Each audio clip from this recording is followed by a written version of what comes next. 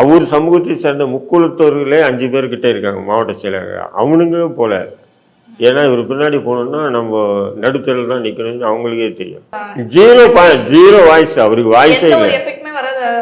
அதனால தானே எடப்பாடி தூக்கி போடுறாரு, கிட்டே வராது போயா அப்படின்றாரு.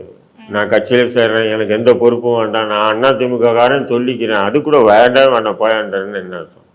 ஆனால் அந்த முக்குளத்தூருடைய வாக்கு டிடிவி விலகும் போது கொஞ்சம் அப்படியே மாறிச்சு.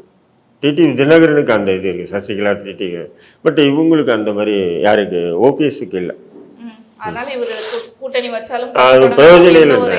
அதாவது ஒரு நீங்கள் ஏதோ ஒரு செய்தி போடலாம், முன்னாள் முதல்வர் அதிமுகவுடைய முன்னாள் ஒருங்கிணைப்பாளர் அப்படின்னு போட்டு அவர் புது கட்சி தொடங்கினாருன்னு சொல்லிட்டோ, இல்லை அவருக்கு இத்தனை சீட்டு ஒதுக்கப்பட்டதுன்னு சொல்லிட்டு நீங்கள் தலைப்பு செய்ய போடலாமே தவிர, மக்கள் செல்வாக்கு அற்ற நபர். அவர் பின்னாடி அவர் நிழல் கூட போவாது. அவன் பையனே அவர் பேச்சு கேட்கறது இல்லைன்னு சொல்லி கேள்விப்பட்டேன் நான். அவர் கூட அந்த இவர் மனோஜ் பாண்டியன் அவன் திமுகவுக்கு போயிட்டாப்புல. இப்போ வைத்தியலிங்கம் மட்டும் இருக்காப்புல. அவரும் எப்போனா மாறத்துக்கு தயாராக தான் இருக்காப்புல. இவர் கூட இருக்குது. ஏன்னு சொன்னால் இவர் தன்னை தற்காத்துக்கு தான் இருக்கே தவிர கட்சியோ அல்லது மற்றவங்கள தற்காத்துக்கிறது இல்லை. பணம் சம்பாதிக்கணும்னு சொல்லிட்டு அம்பானி அதானிக்கே முதலீடு பண்ணுற அளவுக்கு பொருளாதாரம் ஓபிஎஸ் கிட்டே இருக்குது.